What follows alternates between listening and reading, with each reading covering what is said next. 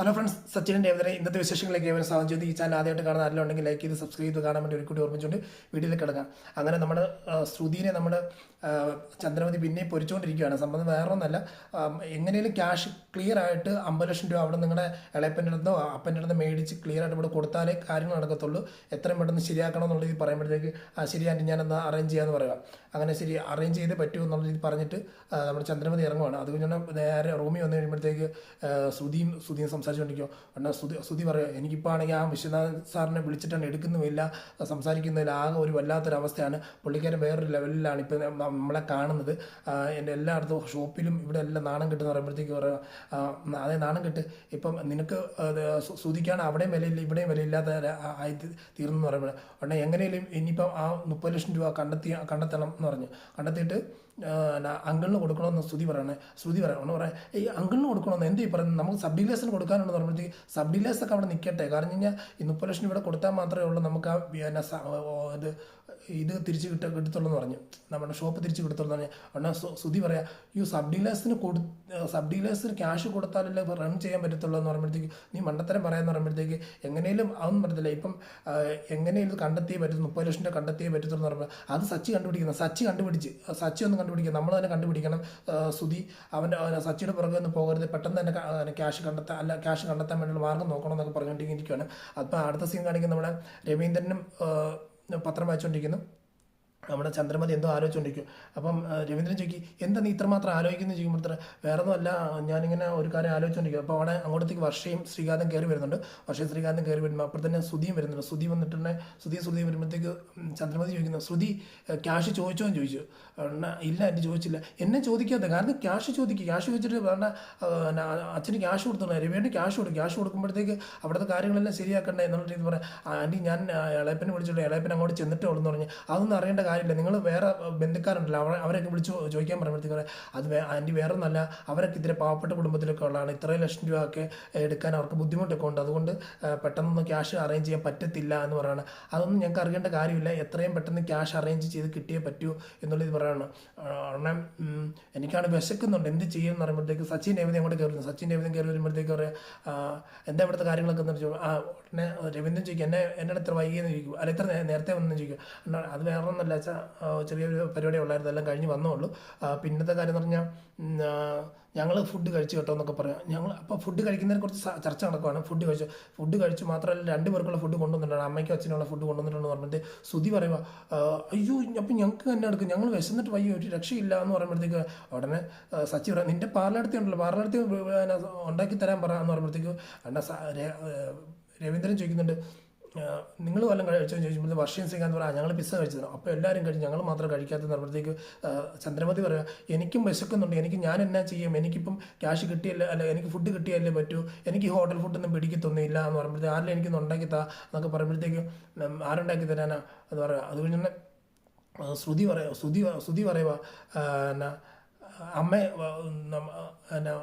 ശ്രുതി നന്നായിട്ട് ദോശ ഉണ്ടാക്കാം എന്ന് പറയുമ്പോഴത്തേക്ക് അപ്പോൾ ശ്രുതിയുടെ ദോശ നമുക്ക് കഴിക്കാം, ശ്രുതിയുടെ ദോശ നമ്മൾ കഴിക്കാം എന്നൊക്കെ പറഞ്ഞുകൊണ്ടിരിക്കുകയാണ്.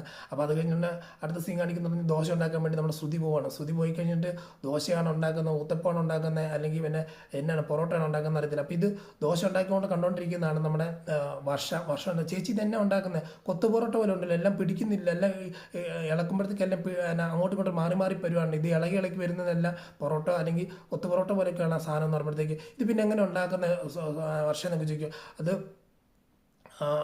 അപ്പം ഇപ്പം എങ്ങനെ ഉണ്ടാക്കുന്ന ഇത് ഇങ്ങനെയൊന്നല്ല വായിച്ചു ഉണ്ടാക്കുന്നത്, എനിക്കിങ്ങനെയൊക്കെ അറിയത്തുള്ളൂ എന്ന് പറഞ്ഞുകൊണ്ടിരിക്കുകയാണ്. അതേസമയത്ത് റൂമിൽ സച്ചിൻ രേവതി സംസാരിച്ചുകൊണ്ടിരിക്കുക. സച്ചി പറയുന്നുണ്ട്, എന്താ കാര്യങ്ങൾ കാണുമ്പോഴത്തേക്ക് അപ്പം തന്നെ ഈ രേവതിക്ക് ഒരു കോൾ വരുവാണ്. രേവതിക്ക് കോൾ വന്നിട്ട് ഇങ്ങനെ പറയുന്നത്, അപ്പം രേവതി ഇങ്ങനെ വെക്കുകയാണ്, ആണോ ശരിയാണോ നീ പറയുന്നത് ശരിയാണോ എന്നൊക്കെ ചോദിച്ചുകൊണ്ടിരിക്കുകയാണ്. അങ്ങനെയൊക്കെ പറഞ്ഞുകൊണ്ടിരിക്കുമ്പോൾ അങ്ങനെ എടുത്തെടുത്ത് ചോദിക്കണം, അതെന്നെ അതിൻ്റെ കാര്യം എന്നാന്നൊക്കെ രീതിയിൽ ചോദിക്കണം. ആ സംഭവം പറഞ്ഞാൽ വേറെ ഒന്നുമില്ല. അത് കഴിഞ്ഞാൽ സച്ചിക്ക് എന്നെ നീ ഇങ്ങനെ ഇത്ര ആശ്ചര്യപ്പെടാൻ കാര്യം ചോദിക്കുമ്പോഴത്തേക്ക് പറയാം, സച്ചിയേട്ടാ നമ്മുടെ ശ്രുതി ഇവിടുന്ന് ക്യാഷ് ആൻറ്റിയിൽ നിന്ന് ഒരുപാട് പ്രാവശ്യം മേടിച്ചിട്ടുണ്ട്, എന്തൊക്കെ ഇടപാടുണ്ട് കാര്യങ്ങളൊക്കെയാണെന്ന് ഇപ്പം നമ്മുടെ ശരത്ത് വിളിച്ച് പറഞ്ഞെന്ന് പറയുവാണ്. ആണോ? അപ്പോഴേ എനിക്ക് തോന്നി, എടി വേറൊരു കാര്യം കൂടെ ഉണ്ട് ഇതിൻ്റെ അകത്ത്. അതായത് ഈ വീഡിയോ ലീക്കായതിൻ്റെ പേരിലും ആൻ്റണിയും ശ്രുതിയും തന്നെ കൈ ഉണ്ടെന്ന് എനിക്ക് തോന്നുന്നുണ്ടെന്ന് പറയാം. ഓ ശരിയല്ലേ, അപ്പോൾ അവർക്ക് അതിൻ്റെ കൈ കാണിച്ച് ചേട്ടാന്ന് പറയുവാണ്. എന്താണ് നീ ഒരു കാര്യം ചെയ്യും, നീ ഇത് ശ്രുതിയോടൊന്ന് നൈസിൽ തോന്നുന്നൊരു അടവ് രീതിയിലൊന്ന് ചോദിച്ചു നോക്ക്, അപ്പോൾ ശ്രുതി എന്ത് പറയുന്നൊക്കെ അറിയാമെന്ന് പറയുമ്പോൾ ശരിയായിട്ടാന്ന് പറയുമ്പോഴത്തേക്ക് നേരെ രേവതി അടുക്കളയിലോട്ട് വരുവാണ്. അടുക്കളയിൽ വന്നു കഴിയുമ്പോഴത്തേക്ക് അടുക്കളയോട് ചോദിക്കുമ്പോഴത്തേക്ക് എന്നാ പരിപാടി എന്നൊക്കെ ചോദിക്കുമ്പോൾ വേണ്ട ദോശയൊക്കെ വല്ലാണ്ടാക്കിയിട്ടേക്കുവാണ്, ഇതെന്താ കാണിക്കുന്ന ശ്രുതി ചോദിക്കുമ്പോഴത്തേക്ക് അതെ ഞാൻ ദോശ ഉണ്ടാക്കുകയാണ്. അപ്പോഴും ഞാൻ കാര്യം ചെയ്യട്ടെ, ഫ്ലെയിം കുറച്ചിട്ടാന്ന് വെച്ചു. ഫ്ലെയിം കുറച്ചിട്ടില്ല, അത് കല്ല് ചൂടായി കഴിയുമ്പോഴത്തേക്ക് അതിൽ ഈ എണ്ണ ഒഴിച്ചു ചോദിച്ചു. എണ്ണ ഒഴിച്ചില്ല. അയ്യോ ഇത് നോൺ സ്റ്റിക്കാണ് പിന്നെ വിഷയമില്ല, പക്ഷേ ഇത് നോൺ സ്റ്റിക്ക് അല്ലല്ലോ, അതുകൊണ്ട് എണ്ണ ഒഴിച്ചിട്ട് മാത്രമേ ഇത് ചെയ്യാൻ പറ്റത്തുള്ളൂ എന്ന് പറയുമ്പോഴത്തേക്ക് കുറേ ചേച്ചി ഇത് എങ്ങനെയല്ലോ ഉണ്ടാക്കി താന്നൊക്കെ പറഞ്ഞ് ഉണ്ടാക്കി താന്നുള്ള രീതി വർഷ പറയാണ്. പിന്നെ ഒരു വിധത്തിൽ ശ്രുതി തന്നെ ഉണ്ടാക്കുന്നുണ്ട്. എല്ലാം ഉണ്ടാക്കി കഴിയുമ്പോഴത്തേക്ക് കൊണ്ട് കൊടുക്കുകയാണ്. ചട്നിയും ദോശയെല്ലാം ഉണ്ടാക്കി കൊടുത്തു കഴിയുമ്പോഴത്തേക്ക് നല്ല ആവേശത്തോടെ കഴിക്കാനിരിക്കുന്ന നമ്മുടെ ചന്ദ്രമതി എടുത്ത് തൊട്ട് നോക്കി കഴിയുമ്പോഴത്തേക്ക് തന്നെ ഭയങ്കര എരിവെന്ന് പറഞ്ഞാൽ എരിവുണ്ട്, രുചിയുമില്ല, ആകെ പെട്ട് നിൽക്കുന്ന ഒരവസ്ഥ. അപ്പോൾ ഇത് എന്നെ ഉണ്ടാക്കി വെച്ചേക്കുന്നതെന്നുള്ള ഇത് ചോദിക്കുകയാണ്.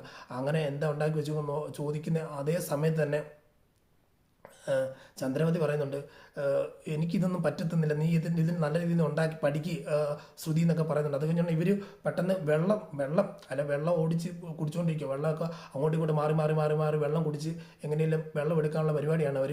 അപ്പോൾ അത് കഴിഞ്ഞാൽ പെട്ടെന്ന് തന്നെ ശ്രുതി പറയുന്നുണ്ട്, എനിക്ക് ഇത്രയൊക്കെ പറ്റത്തുള്ളൂ എന്നൊക്കെ പറഞ്ഞ് അകത്തോട്ട് പോകണം. ഉടനെ ഈ വർഷ അടുക്കളയിൽ നിന്ന് ശ്രുതിയോ രേവതിയോട് പറയുന്നുണ്ട്, ചേച്ചി എനിക്കൊരു നല്ലൊരു ചായ എനിക്ക് ഇട്ട് തരാമോ, കാരണം ഇത് ചായയാണോ വേറെ എന്താണെന്ന് അറിയത്തില്ല, മറ്റേ ആ ദോശ ഉണ്ടാക്കിയിട്ട് അത് ഒരു ഊത്തപ്പം പോലെ ഇരിപ്പുണ്ട്, ഈ ഒരു അവസ്ഥയിലൊക്കെയാണ് എനിക്ക് ഓരോ സാധനം തരുന്നത്, അതുകൊണ്ട് പറയാം ദയവ് ചെയ്ത് ആ സാധനം മാറ്റി ഈ ചായ മാറ്റിയിട്ട് എനിക്ക് നല്ലൊരു ചായ ഇട്ട് തരാമെന്നുള്ള രീതി രേവതി ചോദിക്കുന്നുണ്ട്. അടുത്ത സീൻ കാണിക്കുന്ന നമ്മുടെ സച്ചിൻ രേവതി സംസാരിച്ചുകൊണ്ടിരിക്കുകയാണ്. അപ്പം സച്ചിൻ രേവതി ചോദിച്ചുകൊണ്ടിരിക്കുമ്പോഴത്തേക്ക് അതിൻ്റെ മുമ്പേ ഒരു സീനുണ്ട്. അതായത് രേവതി വന്ന് ശ്രുതിയോട് ചോദിക്കുന്നുണ്ട്, ശ്രുതി നിനക്ക് ഒരുപാട് കടമുണ്ട് ശ്രുതി ചോദിക്കുന്നത്. അന്ന് അങ്ങനെ പറയാൻ കാര്യം അല്ല, നീ അവിടെ നിന്ന് ഒരുപാട് ക്യാഷ് ആൻറ്റിയുടെ അടുത്ത് കുറേ ക്യാഷൊക്കെ മേടിച്ചായിട്ട് ഞാൻ അറിഞ്ഞു പറയാം. ആൻറ്റിയുടെ അടുത്ത് ക്യാഷ് മേടിച്ചതോ? ഓ നീ മറയ്ക്കൊന്നും വേണ്ട, കാരണം എന്ന് പറഞ്ഞാൽ എൻ്റെ അനിയനില്ലേ ശരത്ത്, അവനവിടുത്തെ അക്കൗണ്ടൻ്റ് ആയിരുന്നു. അപ്പോൾ അവിടുത്തെ കാര്യങ്ങളെല്ലാം നോക്കി നിന്നപ്പോഴത്തേക്ക് നിൻ്റെ പേരുമുണ്ട്, അതായത് ശ്രുതി എന്നുള്ള രീതിയിലുള്ള പേരൊക്കെ അവിടെ കണ്ടു. അപ്പോൾ നീ അവിടെ നിന്നുള്ള ക്യാഷ് എല്ലാം മേടിച്ചിട്ടുള്ളതൊക്കെ ആയിട്ട് ഞാൻ അറിയുന്നുണ്ടെന്ന് പറഞ്ഞു. ഉടനെ അയ്യോ അതങ്ങനെയല്ല ഇങ്ങനെയല്ല എന്നൊക്കെ പറഞ്ഞ് ബെപ്പ വെച്ചുകൊണ്ടിരിക്കുന്നുണ്ട്. അപ്പം വേർത്ത് ഇല്ലാതാകുന്നുണ്ട്. ശ്രുതിയും രേവതിയും വർഷം ചോദിക്കും, ഇതന്നെ വേർക്കുന്നേ അതൊന്നും വേർക്കുന്നൊന്നുമില്ല, ഇത് ഇത്രയും കോളിംഗ് ആട്ടിരുന്നിട്ട് തന്നെ വേർക്കുന്ന ചോദിച്ചു. അതെ ഞാൻ ഇത്ര നേരം ജോലിയൊക്കെ ചെയ്തില്ല, അതിൻ്റെ ഒരു വേർപ്പും കാര്യങ്ങളൊക്കെ പറഞ്ഞത്. ഓ അതാണോ, ശരി എന്ന് പറഞ്ഞിട്ട് എസ്കേപ്പ് അടിച്ച് പോവുകയാണ് നമ്മുടെ ശ്രുതി അവിടെ നിന്ന്. അത് അടുത്ത സീൻ കാണിക്കുന്ന നമ്മുടെ ശ്രീകാന്തും സച്ചിൻ സംസാരിച്ചുകൊണ്ടിരിക്കുകയാണ്. സച്ചി പറയുന്നുണ്ട്, എടാ ഇതുപോലെയാണ് സംഭവം, അതായത് ക്യാഷ് എല്ലാം ഈ ശ്രുതി എന്തോ ഒരു ഉടായ്പുണ്ട്, അത് ആൻറ്റിയിൽ നിന്ന് പോയി ക്യാഷ് മേടിച്ചുകൊണ്ടിരിക്കുക, ആ ക്യാഷ് മേടിച്ചിട്ട് കൊടുക്കണോ വേണ്ടയോ എന്നൊക്കെയുള്ള രീതിയിലൊക്കെയുള്ള പരിപാടിയൊക്കെയാണ് അവിടെ. പകുതി കൊടുക്കുന്നുമില്ല. മാത്രമല്ല ഈ ശ്രുതിക്കും ചേർന്നുള്ള പരിപാടിയാണോ അല്ല ശ്രുതി ഒറ്റയ്ക്കാണോ പരിപാടി നടത്തുന്നതെന്ന് അറിയത്തില്ല. എങ്ങനെയായാലും അതൊന്ന് തീരുമാനപ്പെടുത്തണം എന്നുള്ള രീതിയിലൊക്കെ പറഞ്ഞുകൊണ്ടിരിക്കുകയാണ്. അത് നീ ഒരു കാര്യം ചെയ്യും, നീ നല്ല ശ്രുതി വരുന്നുണ്ട് എന്ന് ചോദിച്ചു നോക്കുന്ന പറയുന്നത്. അപ്പം മിണ്ടാതിരിക്കുകയാണ്. സച്ചി ഈ പറയുന്നത് അവൻ കേൾക്കാൻ ചോദിക്കും. ഉടനെ ശ്രുതി വരുമ്പോഴത്തേക്ക് ശ്രീകാന്ത് ചോദിക്കുന്നുണ്ട്, ശ്രുതിയേട്ടന് ഒരുപാട് കടമുണ്ടോ എന്ന് ചോദിക്കും. ഒരുപാട് കടമൊന്നും ഇല്ല. എന്നെ അങ്ങനെ പറയാൻ കാര്യം അല്ല, ശ്രുതിയെടുത്ത് ഒരുപാട് കടന്നാണ് ആൻറ്റിയിൽ നിന്ന് മേടിക്കുന്നുണ്ട്. ആൻ്റണിയോ? ഏത് ആൻ്റണി? അതെ സച്ചിയുടെ ഒരു പ്രാവശ്യം കുടിച്ചിട്ടൊക്കെ ബഹളം ഉണ്ടാക്കിയെന്ന് പറഞ്ഞു ഒരുത്തനെ പിടിച്ച് നല്ല ചാർജ് ചാർത്തില്ല, നല്ല ഇടി ഇടിച്ചില്ലേ അവൻ്റെ കയ്യിൽ ക്യാഷ് ഉണ്ടെന്നൊക്കെ അവൻ്റെ അടുത്ത് ക്യാഷ് ശ്രുതിയെടുത്ത് ഒരുപാട് മേടിച്ചിട്ടുണ്ടെന്ന് ഞങ്ങൾ അറിഞ്ഞായിരുന്നു, അതുകൊണ്ട് ചോദിച്ചതെന്ന് പറയുമ്പോഴത്തേക്ക് അയ്യോ അങ്ങനെ ഒരു പരിപാടി ഇല്ല, ഞാൻ അറിഞ്ഞിട്ടില്ല എന്ന് പറയുമ്പോഴത്തേക്ക് ഇല്ല നിങ്ങൾ രണ്ടും കെട്ടിയവനും ചേർന്നിട്ടുള്ള പരിപാടിയില്ല, പല പ്രാവശ്യം അങ്ങനെയുള്ള പരിപാടികളാണ്, ഈ 50 ലക്ഷമായിട്ട് 30 ലക്ഷമായിട്ട് അങ്ങനെയുള്ള പരിപാടിയെല്ലാം നിങ്ങൾ രണ്ടും ഒരുമിച്ചല്ല നടത്തുന്നത്, അതുകൊണ്ട് ചോദിച്ചതാണ്. അപ്പം നിങ്ങളാണ് ചെയ്തെന്നുണ്ടെങ്കിൽ അല്ല ചേട്ടൻ അറിയാതാണ് ചെയ്തിട്ടുണ്ടെങ്കിൽ അത് ചേച്ചിയോട് ചോദിച്ചത് ക്ലിയർ ചെയ്യണം. അവൻ വല്ലാതൊരു ഗുണ്ടയാണ്, അവൻ നമ്മൾ ഉദ്ദേശിക്കുന്ന പോലെ അല്ല, അപ്പോൾ അതുകൊണ്ട് എന്തെങ്കിലും ഡീലാക്കണം എന്നുള്ളതൊക്കെ പറയുമ്പോഴത്തേക്ക് ശരി ഞാൻ നോക്കാം എന്നുള്ള രീതിയിൽ പറഞ്ഞ് നിൽക്കുന്ന ഒരു സീനാണ് നമ്മൾ ലാസ്റ്റ് കാണുന്നത്. അപ്പം ഇന്നത്തെ വിശേഷം ഇവിടെ കൊണ്ട് അവസാനിക്കുകയാണ്. നാളെയും കാത്തിരുന്ന് കാണാം വരുന്ന ഓരോ ദിവസങ്ങളിലുള്ള വിശേഷങ്ങളെല്ലാം. അതിനാൽ ഈ ചാനൽ കണ്ടുകൊണ്ടിരിക്കുന്ന ആരെങ്കിലും ആദ്യമായിട്ട് കാണുന്നുണ്ടെങ്കിൽ ലൈക്ക് ചെയ്ത് സബ്സ്ക്രൈബ് ചെയ്ത് കാണാൻ വേണ്ടി ഒരു കൂടി ഓർമ്മിച്ചുകൊണ്ട് ഇന്നത്തെ വീഡിയോ ഇവിടെ പറയുന്നു. Signing off. Thank you.